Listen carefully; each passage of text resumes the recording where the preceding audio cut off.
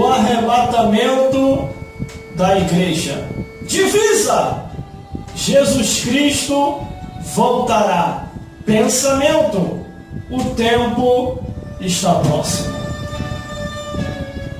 Leitura bíblica para esta mensagem que será ministrada nesta hora. 1 Tessalonicenses, capítulo 4, versículo 16 a 17, que diz assim: porque o mesmo Senhor descerá do céu, com alarido e com voz de arcanjo, e com a trombeta de Deus, e os que morreram em Cristo ressuscitarão primeiro, e depois nós que ficarmos vivos seremos arrebatados juntamente com Ele nas nuvens, a encontrar o Senhor nos ares, e assim estaremos sempre com o Senhor.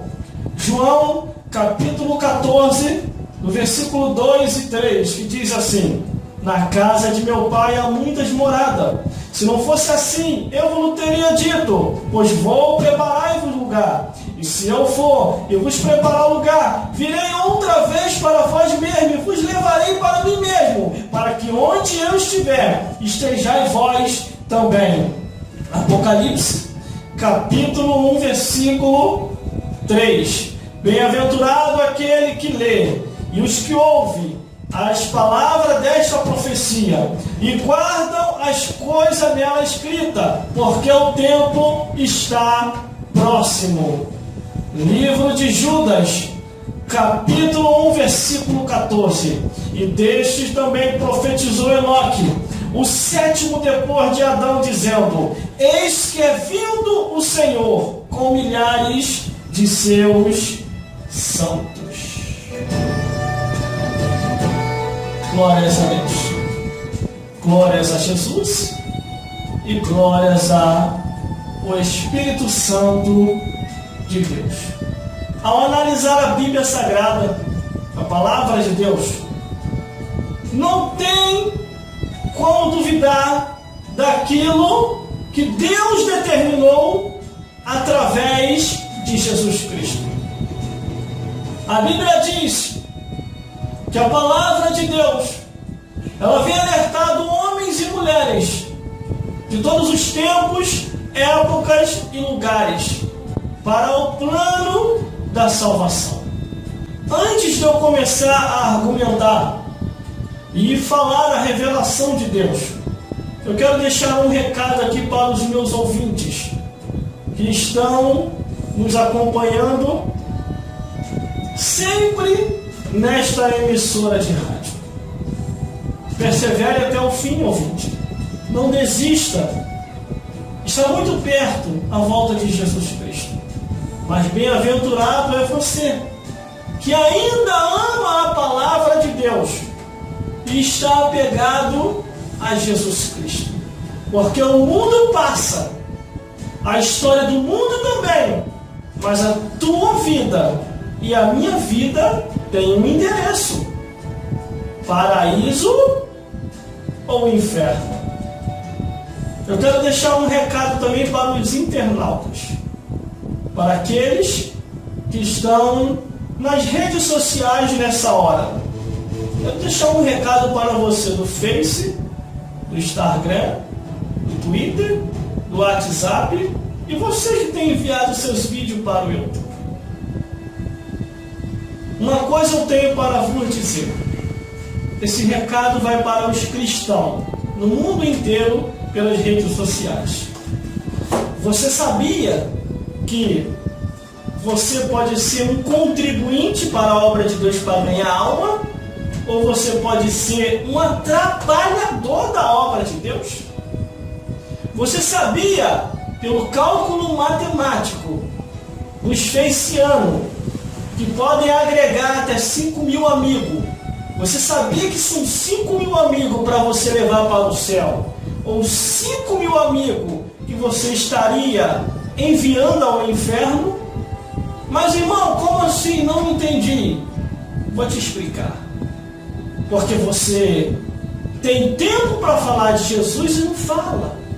Você tem tempo para pregar a palavra de Deus e não prega. Você tem tempo para narrar uma história bíblica e não narra. Você tem tempo para cantar, exaltar o Deus que fez o céu e a terra e você não canta. Você tem tempo para contar o teu testemunho e você não conta o teu testemunho. Pelo contrário, você está dando testemunho. Você está causando escândalo. Você está afastando as almas. E Deus vai te cobrar nessa vida e em breve do outro lado da vida. Sabe por causa de quê? Isaías, capítulo 57, versículo 4. De que fazei o vosso passatempo. Quer ver? Ó? E Eclesiastes, capítulo 3, versículo 15, diz assim: porque Deus pede conta do tempo que passou. E em Apocalipse, capítulo 20, o versículo 11 ao 15, diz lá: e cada um foi julgado segundo a sua obra. Tem gente que pensa assim: o que eles vão pensar de mim, irmão? Você vai ficar com esse negócio de Jesus lá na rede social. Sou uma pessoa sociável. A tecnologia não foi feita para isso. O Face, o Instagram, o Twitter, o WhatsApp não foi feito para isso, para ficar falando de Jesus. Foi feito para quê? Para você fofocar, para você inventar, para você caluniar, para você perseguir, para você maldizer, porque a Bíblia diz que as nossas obras estão sendo escritas em livros. A tua vida e a minha vida está sendo escrita em livros. Se você contribui na evangelização, você é bem-aventurado. Agora, se você não evangeliza, conhecendo a verdade, a Bíblia diz assim: antes não ter conhecido o Evangelho, do que o conhecer e não fazer conhecido. Deus está te vendo. Mas vamos lá. Glórias a Deus. Ao analisar a Bíblia Sagrada, a palavra de Deus, Jesus Cristo falou para os seus discípulos dizendo que o tempo dele havia se chegado. Jesus Cristo falou que era necessário ele ir para que o Consolador viesse. Jesus Cristo falou que quando o Consolador viesse ao mundo, o Consolador ia convencer o homem e a mulher do pecado, da justiça e do juízo. Então vamos ao mando da revelação. Ao analisar a Bíblia Sagrada, os tempos atuais e a nossa época, nós temos observado que já está perto da volta de Jesus Cristo. O arrebatamento da igreja vai acontecer e muita gente vai ser deixado para trás. Por quê, irmão? Muita gente vai ser deixado para trás porque Jesus falou que muitos são chamados e são poucos os escolhidos. Mas ao observar a Bíblia Sagrada, aqui na abertura de 1 Tessalonicenses capítulo 4, versículo 16 ao 17 diz: porque o mesmo Senhor descerá do céu com alarido e com voz de arcanjo e com a trombeta de Deus, e os que morreram em Cristo Jesus ressuscitarão primeiro, e depois nós que ficarmos vivos seremos arrebatados juntamente com o Senhor, e estaremos sempre com o Senhor nos ares. Glórias a Deus, glórias a Jesus e glórias ao Espírito Santo. Irmão, já vai fazer 20 anos que eu estou na igreja. E a mensagem do arrebatamento da igreja nunca saiu do meu coração. Porque eu sempre tive na minha mente: se Jesus não vir agora, a morte vem. Se a morte não vir, Jesus vem. E a Bíblia diz que muitos não provarão a morte, serão arrebatados vivo. Por isso que aqui em 1 Tessalonicenses está escrito: porque o mesmo Senhor descerá do céu com alarido, com voz de arcanjo e com a trombeta de Deus. Os que morreram em Cristo Jesus ressuscitarão primeiro. Um exemplo: se você morrer hoje e o arrebatamento da igreja for amanhã, amanhã mesmo você já está ressuscitando. Você sabia disso? Mas se o arrebatamento da igreja e não der tempo de você morrer, a Bíblia diz assim: e depois nós, os que ficarmos vivos, seremos arrebatados juntamente com Ele nas nuvens, a encontrar o Senhor nos ares, e assim estaremos sempre com o Senhor. Glórias a Deus. Mas, irmão, como que será isso? Isso está escrito na Bíblia, irmão. Como que será? Está escrito na Bíblia. Você não lê a Escritura. Você interpreta muito bem todos os clubes de futebol. Você interpreta muito bem o final de uma novela. Você sabe até dizer como que aquele filme vai terminar. Mas a história do arrebatamento, a história da volta de Jesus, a história do tempo está próximo, você está confuso. A tua mente não consegue raciocinar. Por quê? Porque você vive mais para essa vida do que para o reino dos céus. Mas, irmão, como que será o arrebatamento dos vivos? Enoque. A Bíblia diz que Enoque andou com Deus. Enoque agradara a Deus. E Deus arrebatou Enoque para si, vivo. Isso está lá em Gênesis.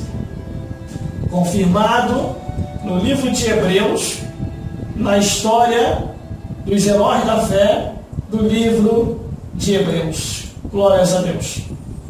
Mas, irmão, só tem Enoque como exemplo? Não. Tem também Elias. Deus falou que ia arrancar Elias vivo da terra. Ele não ia provar a morte. Aí o que Elias fez? Porque Deus ordenou Elias dizendo assim: Elias, prepara um substituto, porque já está chegando a hora de eu te tirar da terra. Elias preparou o substituto e fez a pergunta para o seu substituto, dizendo assim: pede-me o que tu queres, porque eu não estarei mais nessa vida. O seu substituto, Eliseu, disse assim: eu quero porção dobrada, o Espírito que dá sobre ti. E Elias falou: uma coisa me pediste, mas se você me vê eu subindo, o receberás. E a Bíblia diz que carros de fogo com cavalos de fogo passou entre Elias e Eliseu e separou um do outro e levou Elias aos céus num redemoinho vivo. Temos dois exemplos na Bíblia. Como que será o arrebatamento dos vivos? Irmão, e dos mortos? Como que será a ressurreição? Precisa eu falar? Jesus morreu e ressuscitou. E Jesus falou: assim como Ele é, nós seremos também. O que está acontecendo, irmão, é que as pessoas precisam se aprofundar na Escritura. As pessoas precisam abandonar o mundanismo. Os pastores dos tempos atuais precisam deixar de ser mundano e passar a ser mais espiritual, passar a ensinar mais essa doutrina, parar de falar de futebol nos púlpitos, parar de falar de entretenimento no púlpito. O púlpito da igreja, a congregação, não é lugar de palhaço, não é lugar de clube de futebol, não é lugar de noveleiro. A congregação é lugar de adoradores, daqueles que estão se preparando e estão preparados para o arrebatamento da igreja. Glórias a Deus. Glórias a Jesus. Quer falar do mundanismo? Espera chegar na tua casa. Mas na igreja tem que pregar o evangelho e dizer que Deus é Deus e o resto é Baal. Glórias a Deus. O arrebatamento da igreja vai acontecer, irmão. Aí em João capítulo 14, versículo 2 e 3 diz assim: Jesus falou: na casa de meu pai há muitas moradas, e se não fosse assim, eu vos teria dito, pois vou preparar um lugar. E se eu for e vos preparar um lugar, virei outra vez e vos levarei para mim mesmo, para que onde eu estiver, estejais vós também. Aonde Jesus está,